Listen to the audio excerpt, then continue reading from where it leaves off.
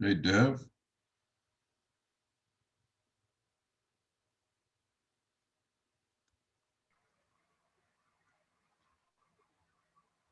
Hi, Greg. Hey, there he is. I'm fine. How are you? I'm doing good. Good, good. Good. Okay, so um, are we supposed to are we supposed to record for about half an hour each? Is that what Yeah, we're so supposed? I'm Half an hour. currently recording now. So the video's up. Okay, And what I'll do, and I'm recording to the cloud. So okay. I'll give you access to that as well. Sure, sure. Okay, okay. How do we start? Should I start? I have a set of questions for you. Should I start? No, you know what? I have, let me kick it off. Well, Okay. you know what? Yeah, go ahead. You start. Okay. Uh, what I did was, since you're both a journalist and, of course, a person who's gone through the pandemic as a as a normal citizen, I have split up my questions between the questions I would ask of a fellow journalist and the question the what you've been through as a person Hmm. as far as the pandemic is concerned. I'll start with you as a person before I get around to the your your profession or your views as a journalist. I'll come to that a little later. Uh, One question is just quite open-ended in terms of uh, how has this pandemic changed you as a person? Has it changed you? Your worldview, your outlook, has it changed you?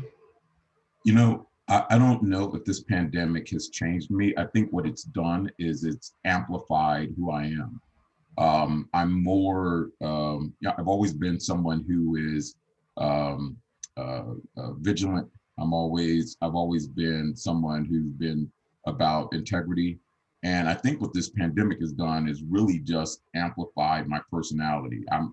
When someone is depending on me or they ask me to do something, I feel more of a need to do what I'm supposed to do, or I feel more of a need to be helpful.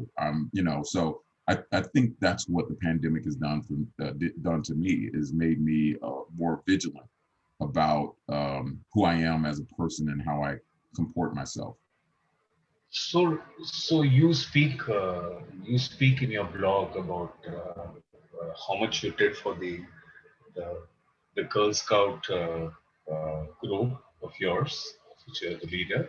Is there anything specific that you did during the pandemic, which to help the community at large? Is there anything specific that you do?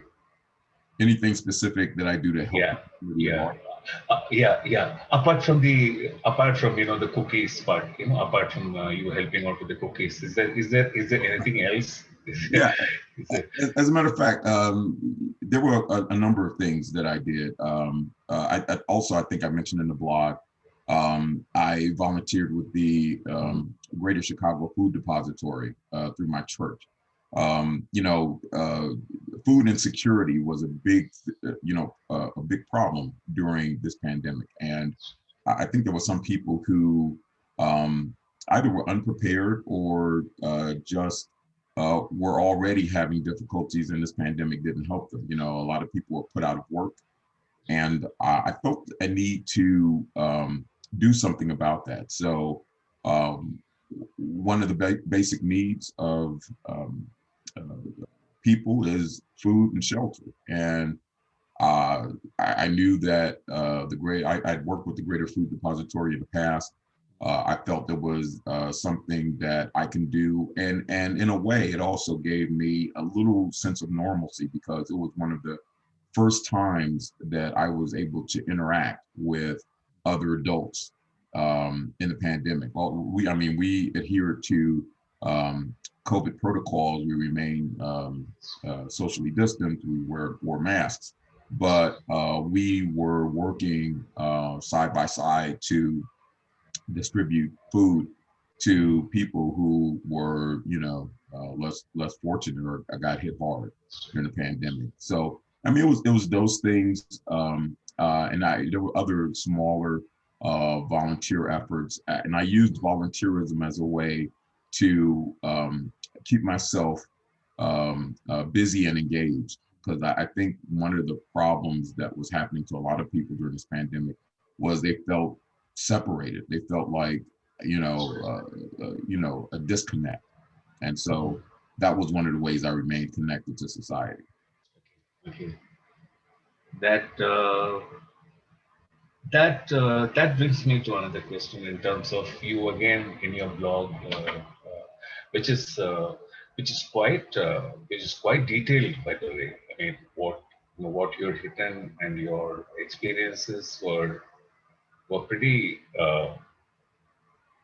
I mean, were quite moving to read, if you ask me. I mean, that's how I looked at your blog, and you specifically talk about your youngest daughter. Uh, uh, has she truly managed to cope uh, with what's going on? It's so difficult for even people like us to actually, cope with the aftermath of the pandemic. It's still not over. Has your daughter been able to? Has she been able to is she herself, or is she finding it still difficult to get used to the new normal, so to speak? That's a great question. I think one of the benefits of being young is being resilient. Um, Being older, I think older people understand the gravitas of this pandemic. Things that are being destroyed that will never be restored. The way of life being completely changed, the course of human history, as a matter of fact. Um, I mean, even though she's at a difficult age, she turns 14 this March. That's kind of a difficult time for young girls. But when it comes to the pandemic, she's been amazingly resilient. I think what she has relied on is that youthful exuberance that most young people have. It's like she can find optimism in anything, and I only wish I had that gift, because she's although there's been times where she's been anxious or confused, those are far and few in between the times where she's like really just looking through things through a positive optimism. So yeah, I think she's been doing really well. And one of the things that I stress to her is she should feel free to talk to me at any time when, or her mom, when she feels as though things are building up, or she feels down. But for the most part, her mental health has been really great. I mean, she just feels like there's hope. When the announcement of the vaccine came out, she was just like, this is great. She tends to be aware of the different things that are going on, and it's a wonderful gift to be young. So she's doing very well. Okay. Okay. And this one question, Craig. Now I'm slowly moving towards the professional aspect, and the way you would look at it from a through through the lens of a journalist. Do you feel? I mean, in terms of okay, this is my reading into the situation.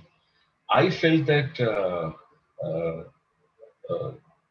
the gap between the haves and the have-nots, and the rich and the poor really went up during the pandemic, and the statistics are just mind-boggling in terms of the wealth disparity, and what actually happened. Do you feel that this this gap widening between people, this the rich becoming richer, the poor becoming poorer, was that also a trigger for the riots that actually took place, or the protests that actually took place? Uh, uh, apart from, of course, the horrendous killing of George Floyd, that was, of course, the main reason. But do you feel that this disparity uh, did it actually, was it also a trigger for the demonstrations which took place? Because people have been keeping quiet for a long time in this country. It is, well, it's still the richest country in the world, but there are so many people who are just not part of that great money making machine. You know, that great gig in the sky. People are not, and it was like the Wall Street couldn't care less about Main Street.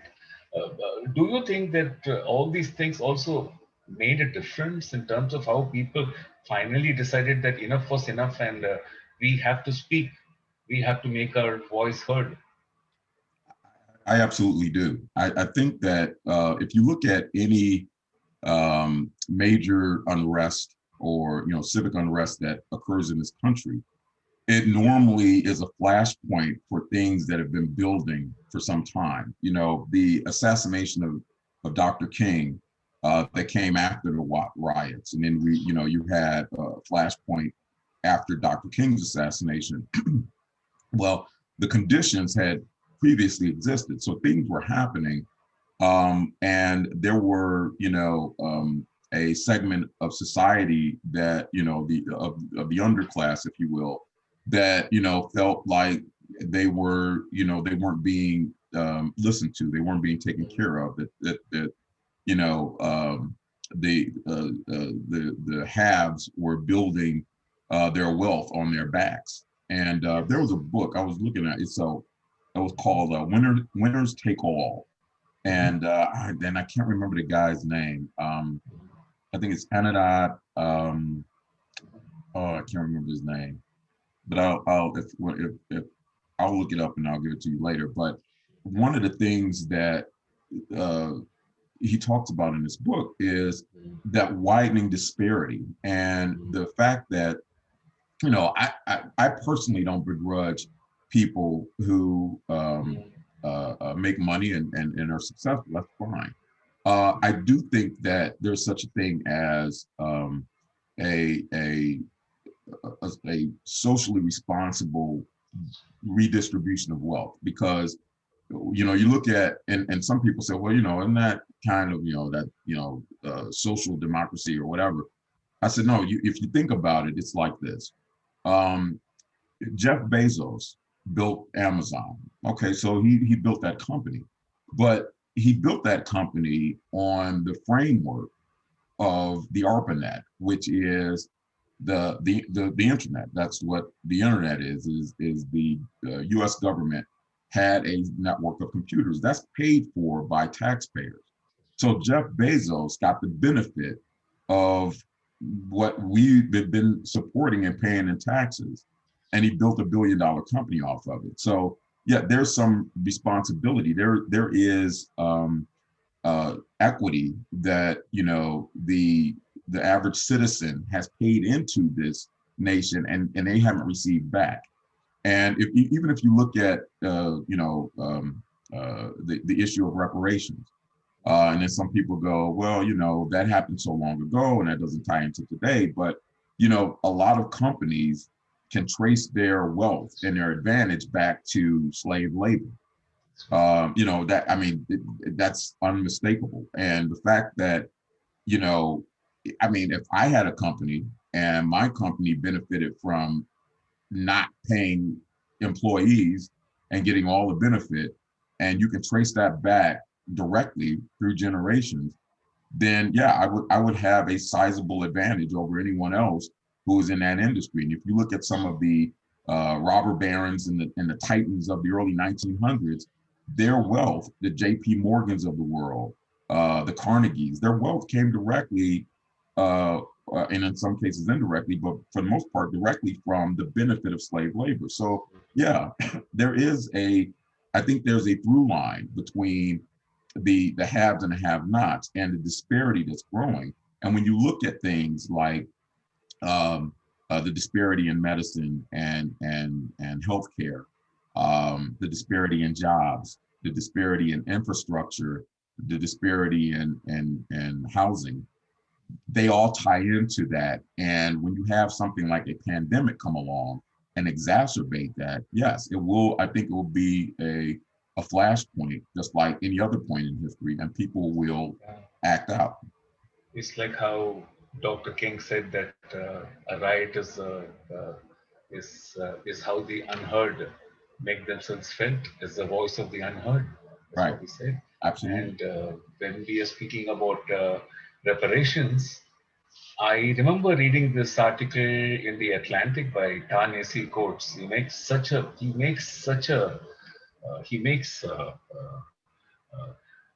the article is called "The Case for Reparations," and the detail in which he goes into as to how much have African Americans built up the country, and the raw deal that they've got at the end of it all. And well, I just wanted to mention that because that's a great article. I mean, I don't know whether you had the chance to. No, I haven't. Come, Forward that to me. Well, please. Yeah, I'll I'll forward you the link. It's called "The Case for Reparations" by Ta-Nehisi Coates, and it's one of the best articles which I've read ever on. Yeah, and just to put a fine point on it, I think that there's throughout the world, the history of the world, there's been um, uh, uh, you know a segment of society that preys upon another segment of society to enrich themselves. And I think that there always has to be some sort of social justice around that to sort of level the playing field. I mean, even in with the British colonizing India, and the fact that they were using Indians as slave labor in some aspects. I mean, it was like the fact that or robbing the sacred sites and putting these pieces, these invaluable pieces in British museums, and it's like and they turn around and say, well, we're saving these these pieces. This piece came from antiquity, and we're saying it's like, no, you stole that. You stole that, and you're benefiting because you open your museums and you get all this tourism based on things that you stole from other cultures, and you're not paying any restitution on that. You're not paying any reparations on that, and then you have the nerve to turn around and tell these people who immigrate into your country, just like they do in America, that you need to pull yourself up by your own bootstraps. And Dr. King also said, prior to his assassination, Dr. King was speaking more towards economic rights, right? And that's why I believe that he was silenced, because when you talk about civil rights, okay, that's policy driven. When you talk about economic rights, that's driven by economy. That means that somebody may have to lose their job in order for somebody to gain a job. And if there's only so many jobs to go around, and that wasn't making the authorities happy. But Dr. King said, it's unfair. I'm paraphrasing here. It's unfair to ask someone to pull themselves up by their own bootstraps when they don't have boots. Oops. And that's the thing. And that's pretty much, to me, puts a fine point on it. We could talk about the disparities and inequities that occurred during this pandemic, but after we through talking about it, what are we going to do? And that's where we need to start now. We've talked about it. Everybody knows what's going on. What we need to do now, we need our solution. What are we going to do about it? But why do you think, Craig, that people are not addressing the root cause of all these things, like a concept like healthcare for all? It is not something utopian. That should be the right of every citizen. Like even in India, the city I come from, well, there are at least 5 or 6 pretty big hospitals, pretty old hospitals. They must be around 150, 140 years old. But they have around 300, 400 beds for poor people. And there is a certain percentage, like 10% of every hospital has to have free beds for people who come in who are not insured. Now, if a poor country like India can do it, the US should. The US really should. You Because let's say if I was a little scared myself to go out during the pandemic, I did go out. I don't like to be, stuck up at home. But well, if I had got the virus, I mean, I wouldn't have been able to pay my hospital bills. I'm insured, but not to the extent of, let's say, I don't think I would have been able to pay the cost of a ventilator or I don't know. So I mean, I can and this I say all this when I've got a very strong familial, I've got family to fall back upon who can take care of me. But there are so many people who can't. Uh, I mean, I thought that this pandemic would be a trigger for change. It would be a trigger for things to become better for the oppressed classes. But Mhm. but that somehow has not happened. That's just got lost in the whole noise about political bickering. That's what brings me to my next question in terms of as a journalist. Uh,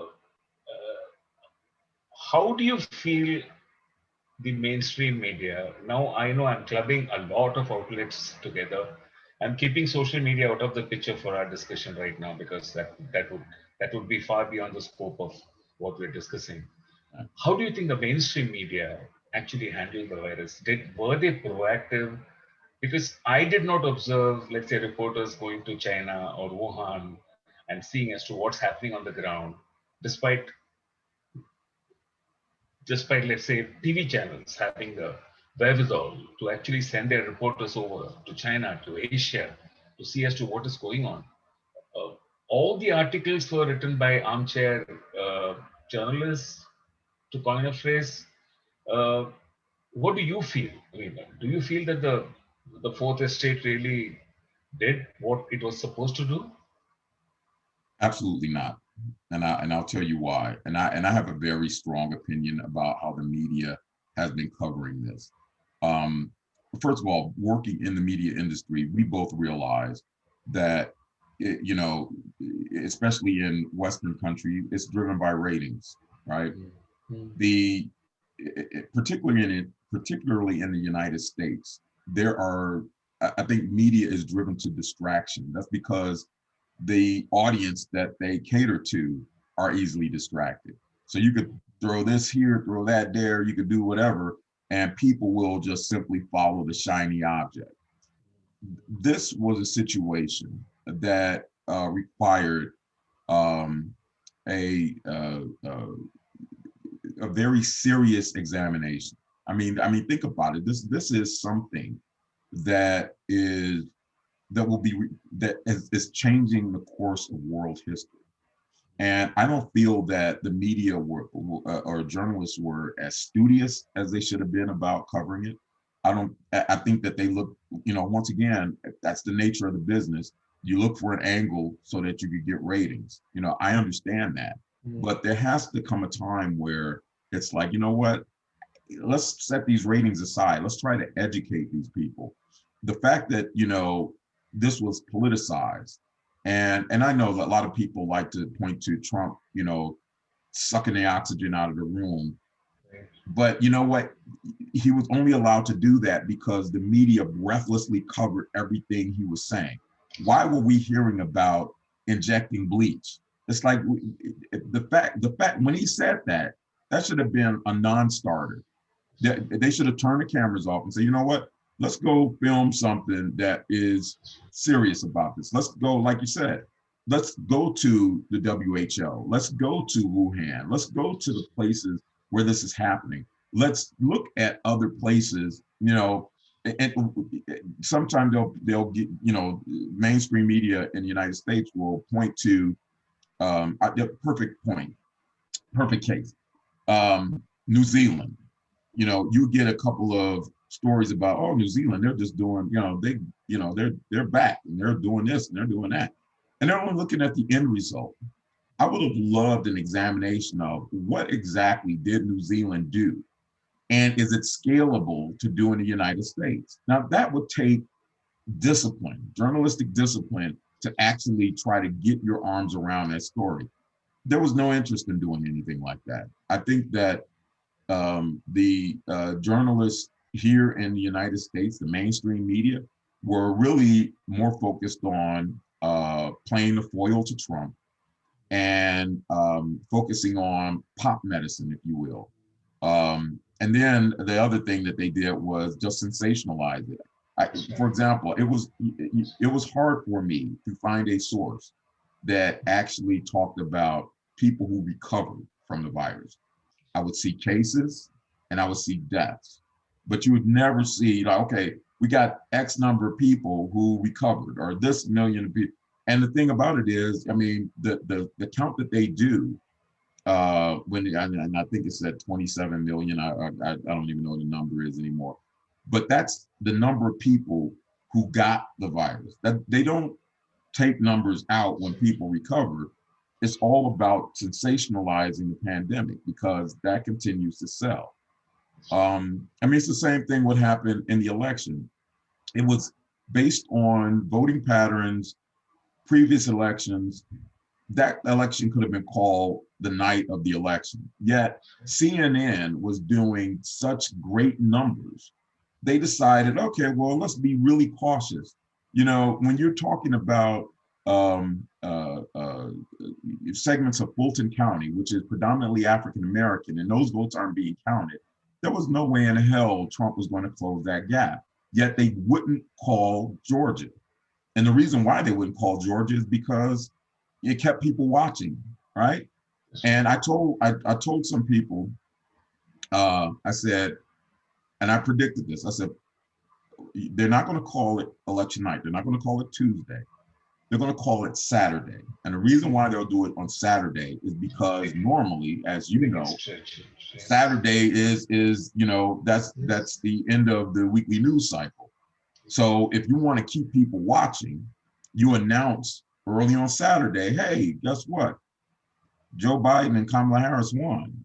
What did they do? They did exactly that. So you have people watching, Tuesday night, Wednesday, Thursday, Friday. Yes, now, normally they would have disengaged on Friday, but then they found out they won on Saturday, and then they start doing reactions from Trump. Sunday, Monday got us into the new news cycle, and Jeff Zucker, the head of CNN, he actually admitted, like, man, we did great numbers. We did really great numbers that week. Of course we did. Because that is such a singular disservice that they're doing to the country, because let's say in India, we are the world's biggest democracy, votes and all, and you have almost 900 million people voting out of a population of 1.4 billion. And the results come out in 2 hours. And we are a multi-party, democracy. So it's not something as simple as, red or blue. You have almost parties of every hue. You have a communist party, you have a socialist party, you have a left of center, a right of center, a centrist party. You have around, I lose count the number of parties that we actually have. But the results are out 2 hours after the last vote has been cast, because we use electronic voting machines, which are supervised by people from each and every party, and the results come out immediately.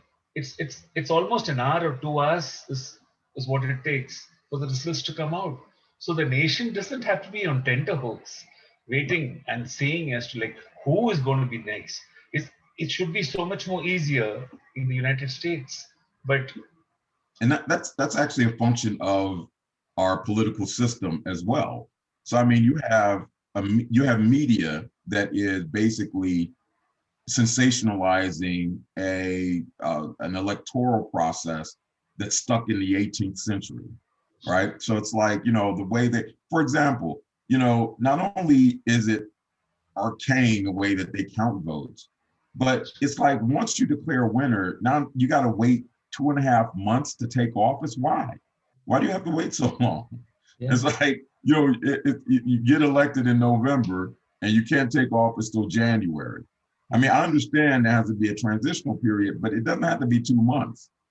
And then based on what we saw this time, they weren't even cooperating. So I was like, well, what's the point of that? That's right. Anyway, so Okay, we're coming up on 2 minutes. oh, okay, great. So I'm just at my last question in terms of. I know. Again, this question is a little open-ended, but what do you feel will happen after the fog clears, after we get back to a semblance of normalcy, after things come back? Do you think that things will be what they were before the pandemic, or have some things changed forever? Well, you know what? Once again, I'm a student of history, all right. And as bad as this was, you think back, the bubonic plague wiped out almost a third of humans on the planet, and eventually things got back to normal. I think that's going to happen. It's going to take now. The problem most people are going to have with that is it's going to take a while. It'll take quite a bit of time before things are really, really back to normal. But the one thing that I recognize is the resilience of the human spirit. People will do anything to try to make things normal. Change is really hard for humans, right? We usually adapt over eons, but not because we want to. It's because natural selection forces us to. If we had our way, we just like, okay, I'm just going to do this. I'm going to muster through it. I think eventually things will go back to normal. But this will change the course of human history. Perhaps that normal will be a new normal. But I think once again, the lessons that are learned, hopefully, stay with people, because I also believe that those who don't study history are doomed to repeat it. And if we don't take the lessons that we learn from this moving forward, then what have we learned? And that would be devastating for us to have gone through all of this and then not learn anything from the experience. Like somebody said, history might not repeat itself, but it sure does rhyme. So history rhymes. So let's hope for the best. Cool. So that ends my Q&A. Very good. Very good. Yeah. Now, are you going to turn on your camera, or are you going to leave it off? My camera was on. I don't know what's wrong. I thought my camera was on. No, it's off. Oh my god. I'm an old man. I'm getting used to all this. What's my camera? I have no clue as to why my camera is not working. Like, hang on, give me a second.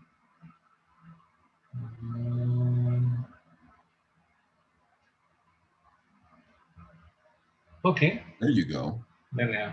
There you go. All right. Okay. So very good. I like your style. I like your approach. So let's just go ahead and jump right into it. Sure. Let me I did have I tend to like to pretty much just wing it. I mean, I have questions, and I have some of the questions I saw that they were suggesting, and I thought, okay, this might work. But then, I just feel like that it's better to rely on your gut, your instinct when it comes to doing a project like this. And I just tend to want to that's just my nature. My nature is to do it that way. So that's just me. Okay. All right, so let's start with, I always ask, can you state your full name and spell it for me? Sure. my my official name is Devarajan Mahadevan. So I call myself Dev Mahadevan to make it a little short. So it's spelled as Dev, Dev, Mhm. and Mahadevan is Mahadevan.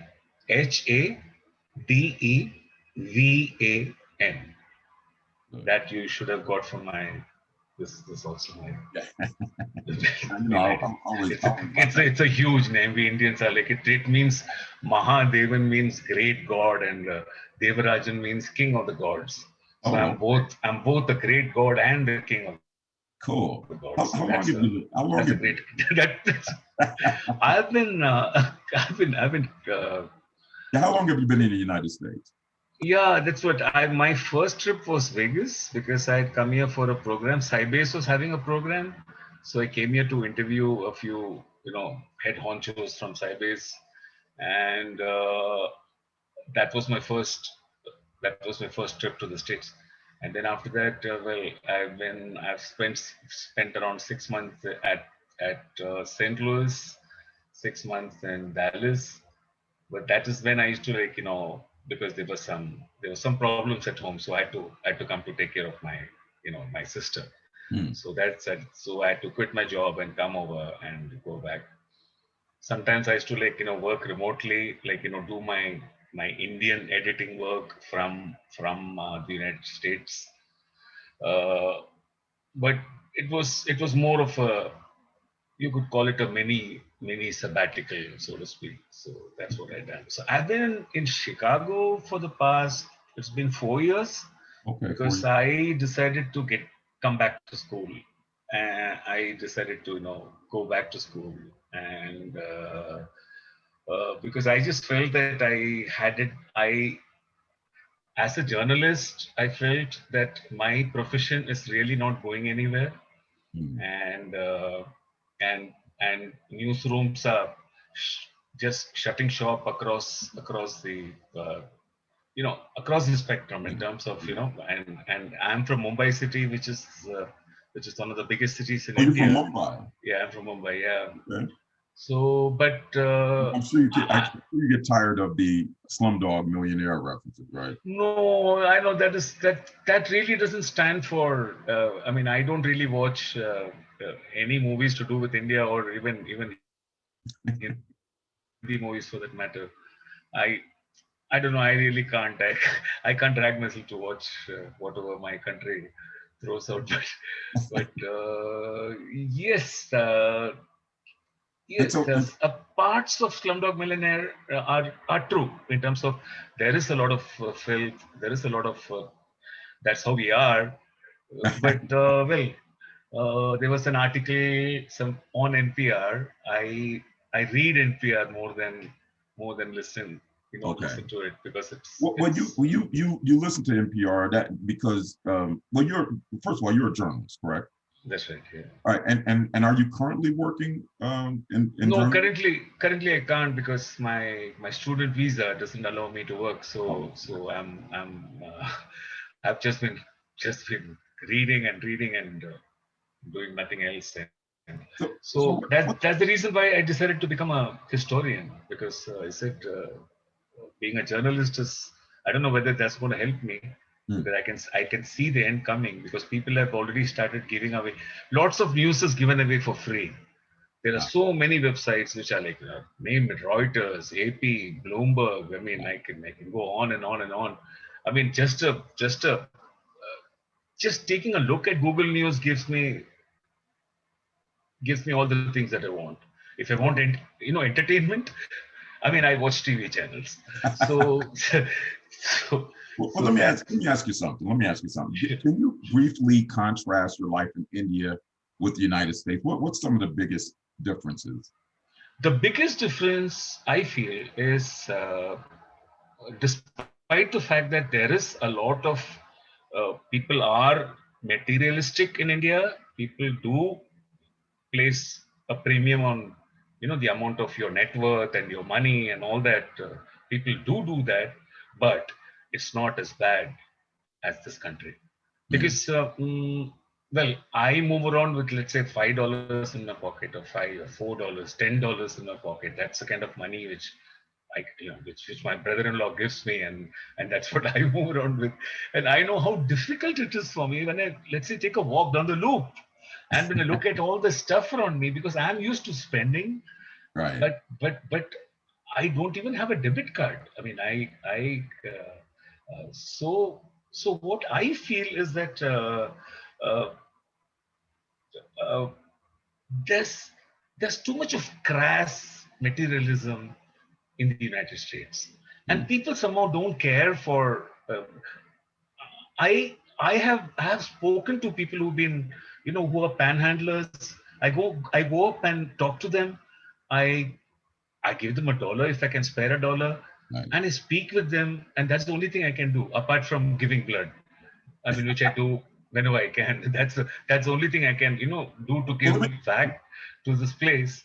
let Uh, me ask you something. So yeah, let's. I really want to get to some of these questions because, like I said, I think I feel because of your worldview and your experiences that this will be an interesting interview. So the first thing I'll ask is, when I ask you a question, incorporate the first part of my question into your answer. So it's like yeah. I'll ask you, what's your name? My name is, Okay, so that okay. I can have a complete bite. The other thing is, conversational tones. We're just talking, it's me and you, right? Um, but the first thing I want to ask you is when I say COVID, what's the first word that comes to mind? Mm,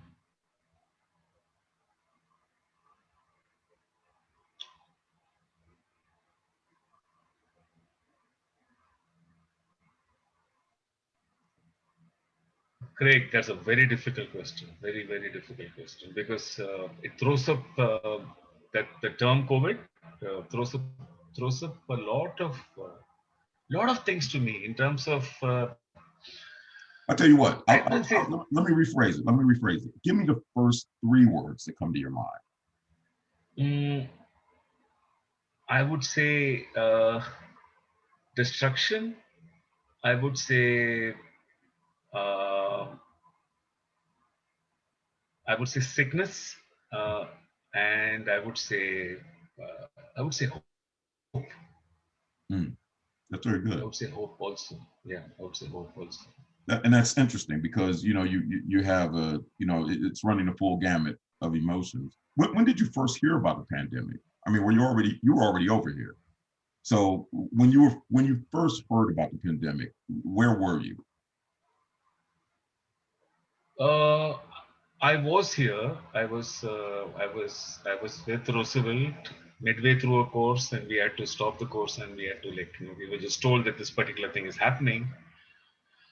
After that, my search starts for information, and I really had to, sit back at around, let's say, approximately, let's say, around 9 o'clock Central Time, Mhm. and tune into the first broadcast coming in from India, from one of the Indian English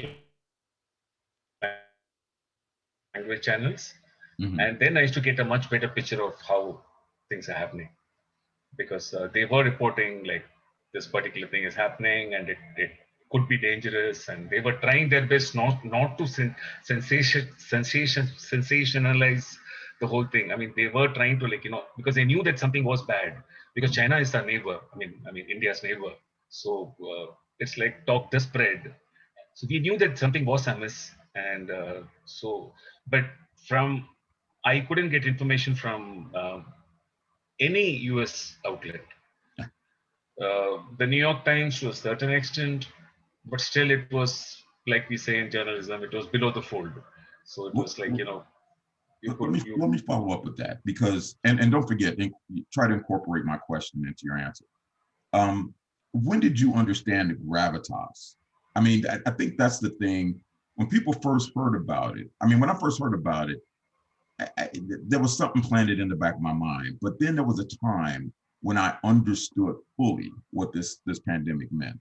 When did you understand the gravitas of the situation, and how did it impact you? well, I understood the gravitas at a certain point. I'll tell you when. like in 2002, I was in Hong Kong. I was kind of covering a conference in Hong Kong, and SARS was floating around at that point of time. So somehow the news hound in me knew that something was wrong, and I knew that it was something big. Uh, I can't place my finger on the exact time when I came to know that things were a little bad. In fact, I spoke to Roosevelt. I told them that something big is coming our way, so we should start putting out regular updates Mm. because one did not even know as to. I think I touched upon that during one of our classes, because as an international student, well, the ruling administration decided that every international student has to go for a face-to-face session. You can't do your stuff via Zoom. Even if the rest of the class is doing it via Zoom, you as an international student, you can't. You have to go to college. Now, if the college is not offering a face-to-face course, obviously I can't, and I did not want to put my life on the line. By that point of time, I knew that it was spreading and people were dying of it, and I was trying to cut out all the noise because there was so much of partisanship, not just among the political parties, but even among news channels.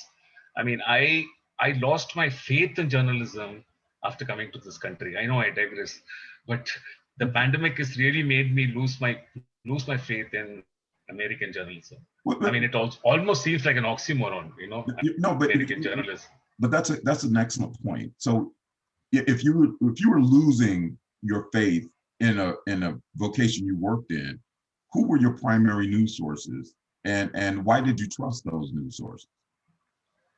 Uh, Don't forget. Craig, at least when I was in India,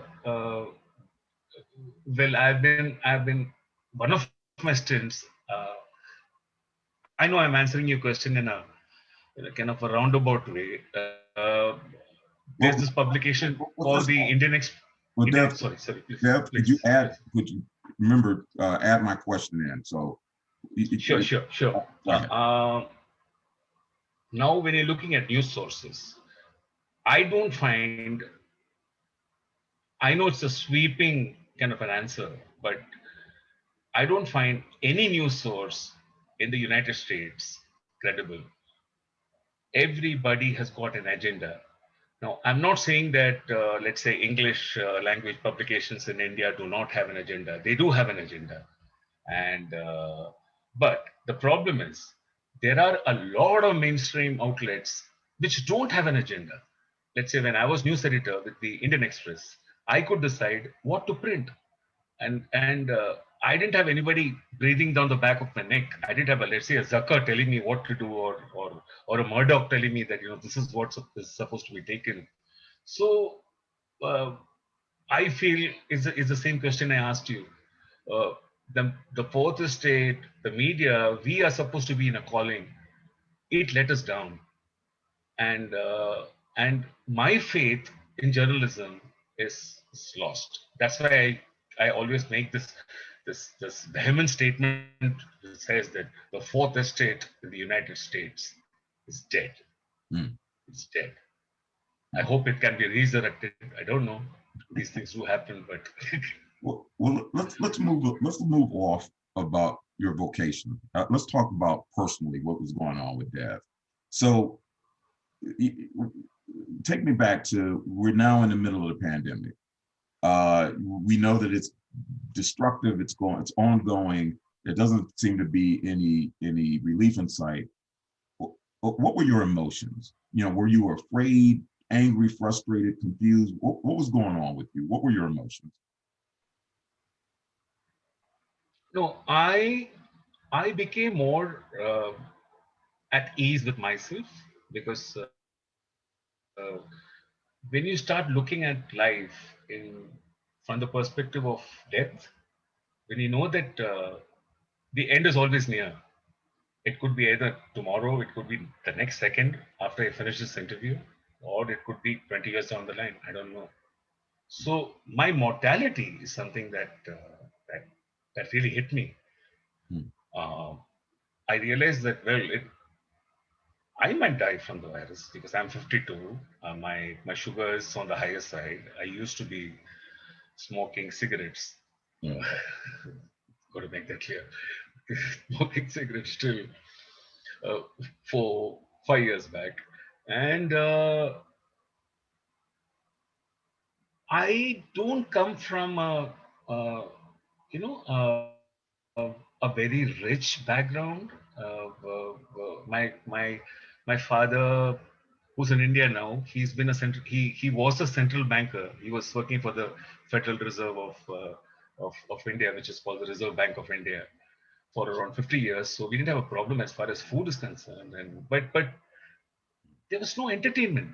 We got TV in 1982. So for us, the only form of entertainment is like reading.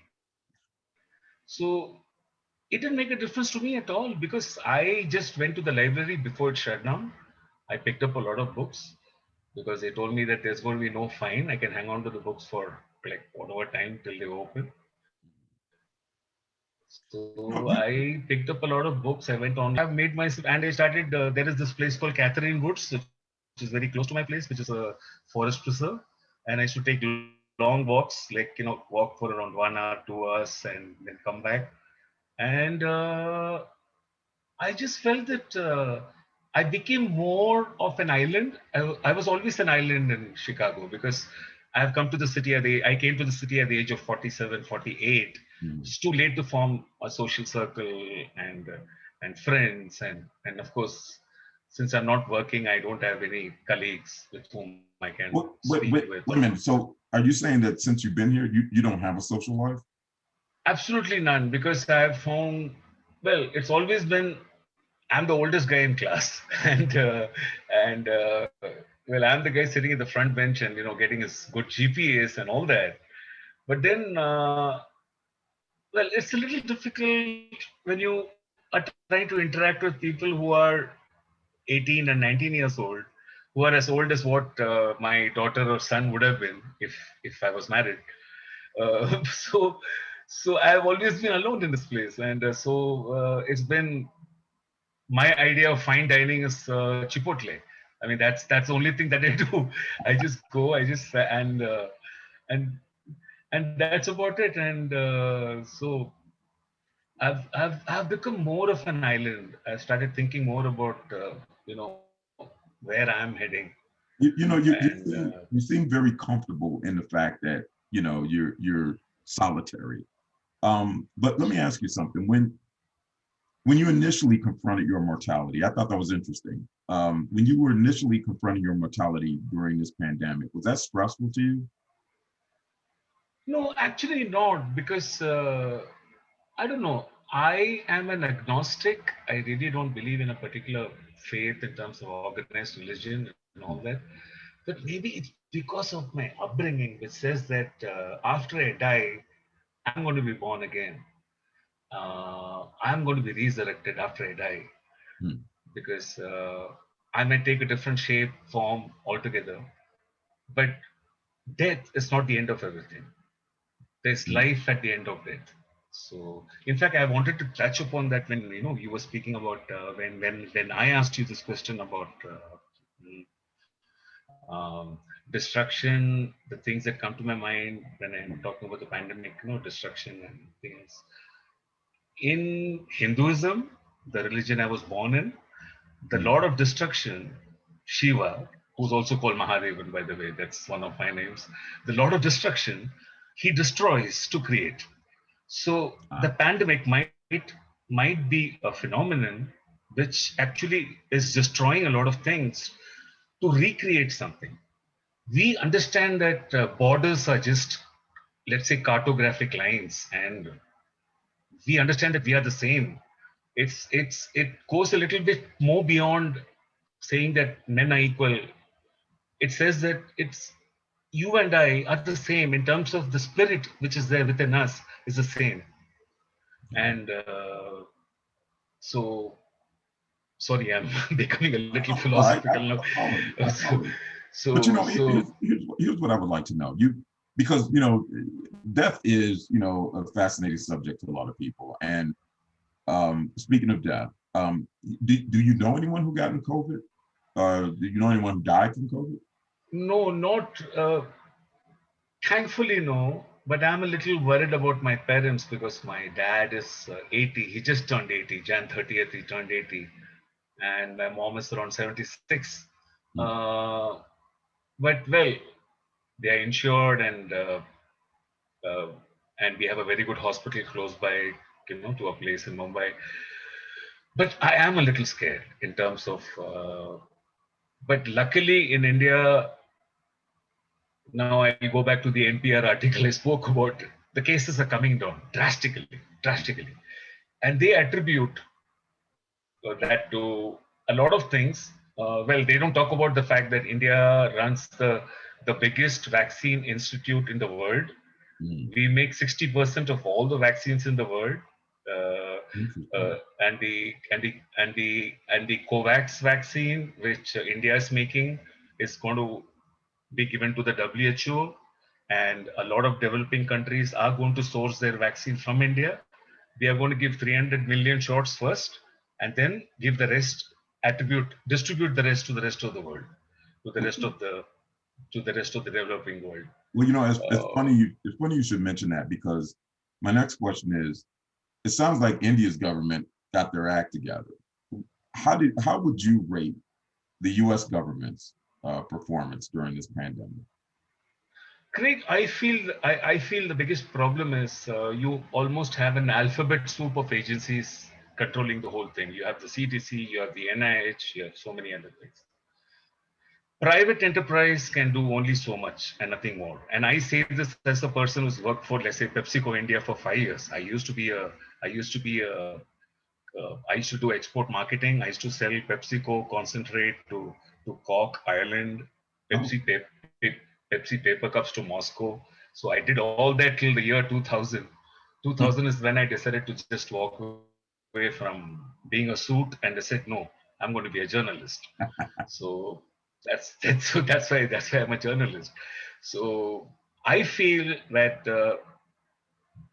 ab initio, right from the way they started Operation Warp Speed, very poorly named, if you ask me, uh, where you cannot give five different companies $2 billion each and tell them to come up with almost the same version of the DNA. The vaccine is based on messenger RNA.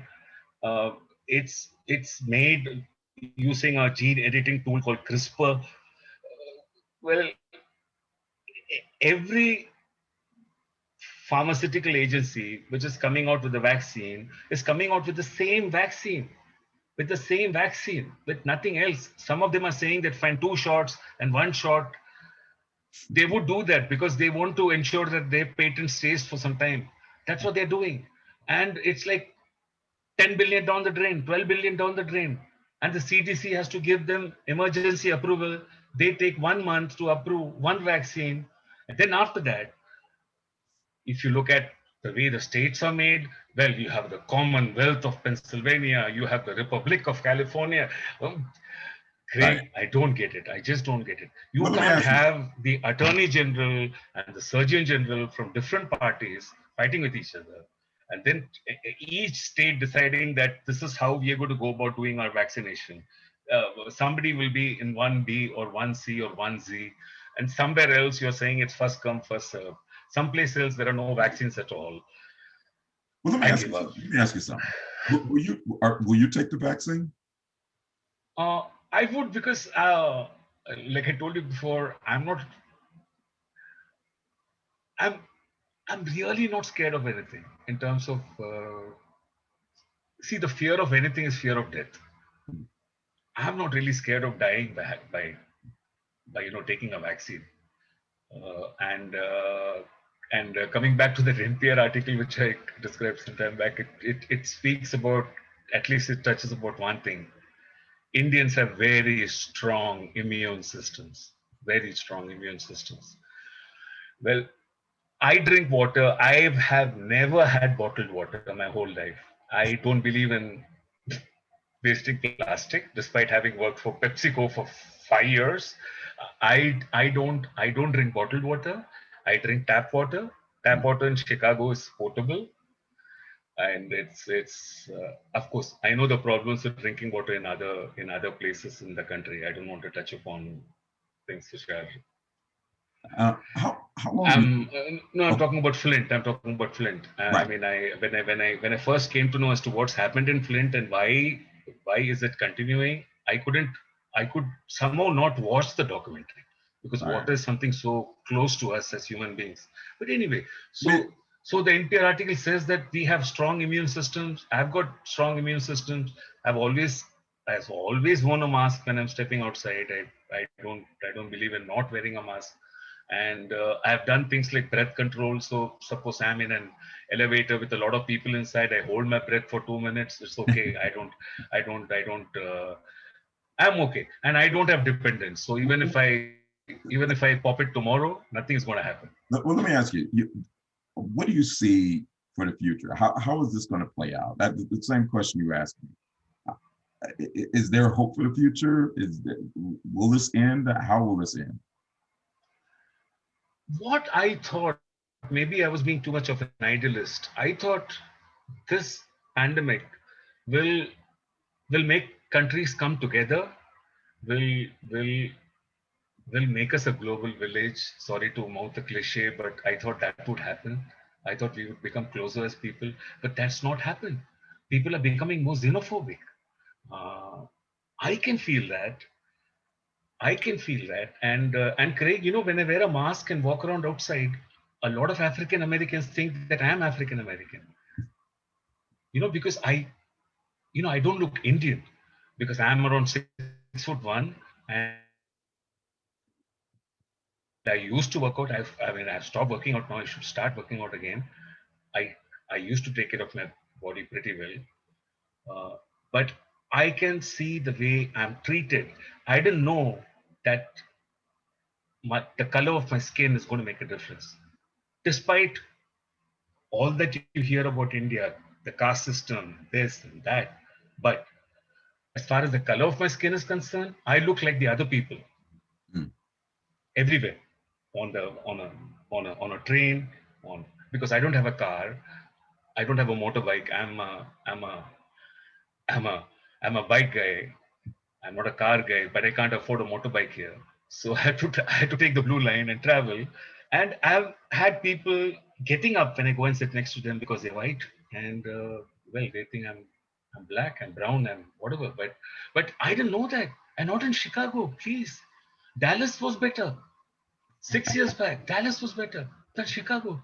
Well, now that we've gone through almost a year of this pandemic, how has your life changed in the present? Now, compare where you started to where you are now. What's really changed for you? Are there things that you miss that you want to get back to, or are you just like, you know what? Yeah, I don't miss that. I'm comfortable with where I am now. I am a little scared because I always thought that I was a people person, but uh, I'm I'm kind of I'm becoming insular. The room that you see right now, this is a room that I spent my whole life in. I'm like, it's it's scary in a way. It's scary in a way because when you start drawing into yourself, and when you start becoming more closed as a person, I hope I'm not becoming one. Uh, uh, it's changed me. Yeah, it is making me an island. It's making me an island. It's making me. Uh, I'm I'm slowly becoming indifferent to many things in life, even the small pleasures in life. I'm just becoming indifferent. I've How does that make you feel? How does that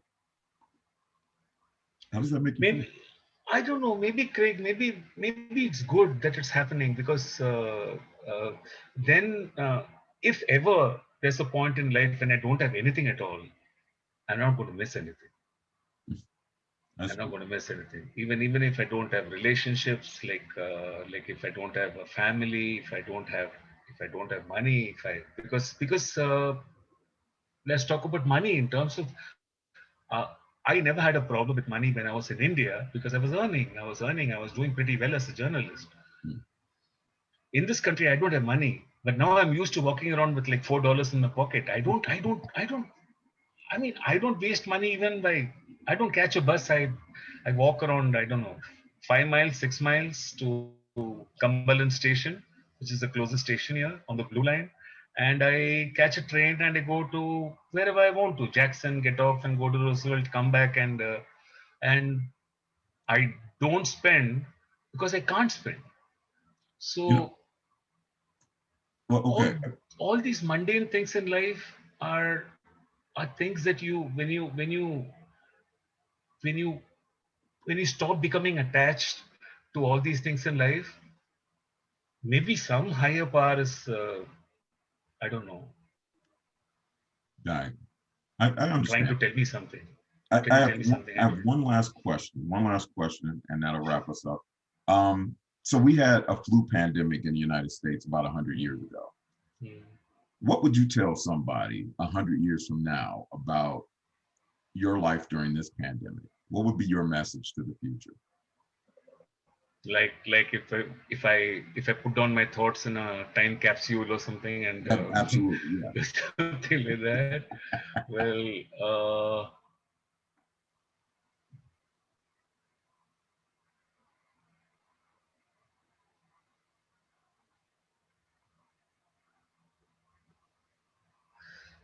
I don't know. It's a little difficult to answer because, like I said, I thought humanity would become closer, but that's not happening.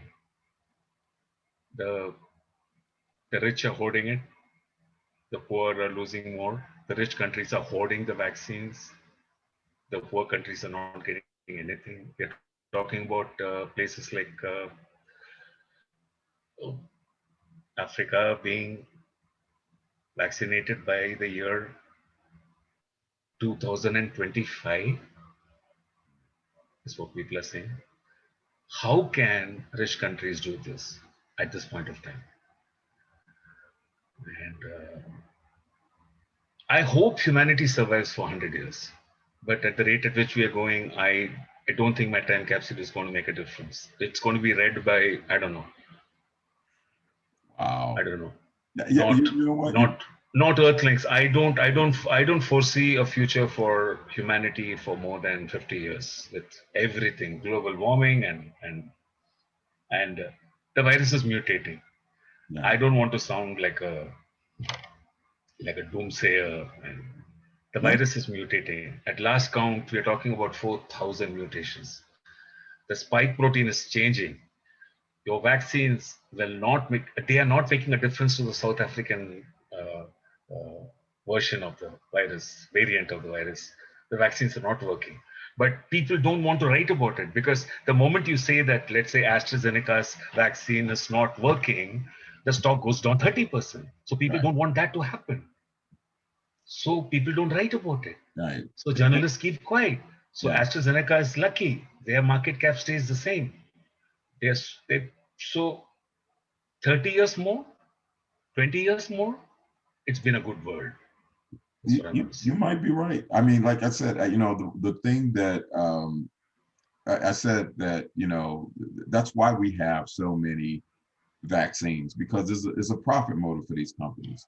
It has nothing to do with like, they talk about, I've heard one person say, it kind of blew my mind. It was just like, there are probably as many companies trying to thwart a cure for cancer than there are companies that are trying to find a cure for cancer. Because if you find a cure for cancer, then there won't be cancer treatment. And then that's money they won't get. And I was just like, wow.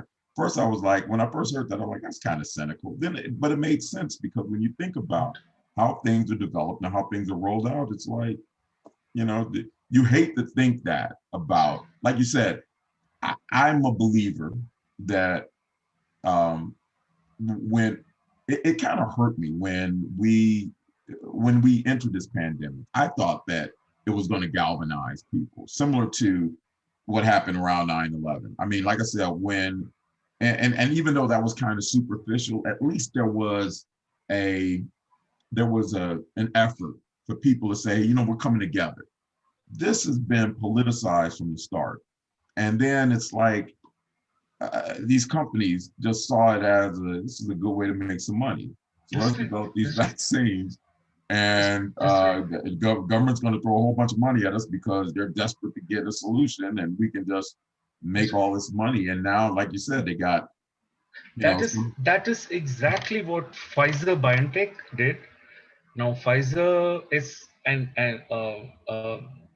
American pharma company. It tied hands with BioNTech, which is a German company, German pharma company. BioNTech was into cancer research. It's still into cancer research. It's trying to find a cure. It's trying to find a cure for cancer. Okay, good. That's nice. But after that, well, it doesn't take much for them to again do some gene editing and come out with a vaccine. Right. So cancer takes a backseat. Yeah, but cancer could have been cured. That's a good point, because it's like it took them less than a year, and this was a virus that they had never seen before. You know, it's like they've seen the family, they've seen the genus of the virus, but they never saw this particular strain, and they figured it out in less than a year. And it's like, but they can't seem to do that for cancer. And it's like, I just, you know, I like I said, first I thought people who said that was cynical, but now I actually see that. But you know what? It's actually getting close. I got a West Coast call to take at 7:30. I got to get prepped for. But man, it's been really great talking to you. Like I said, I knew we had this kinsmanship, and that we would, you know, gel. But I'll make sure you get. It's going to, once I end the call, it's going to upload it to the cloud, and then I'll send you the link. Okay. Cool. Fine. All right. Dev, it was great, man. Good interview. Same here. Yeah. Same here. You should do that for a living. We should. In fact, I was thinking of something that we should do. We should do after the whole thing clears, or even before that. A project for Chicago on COVID.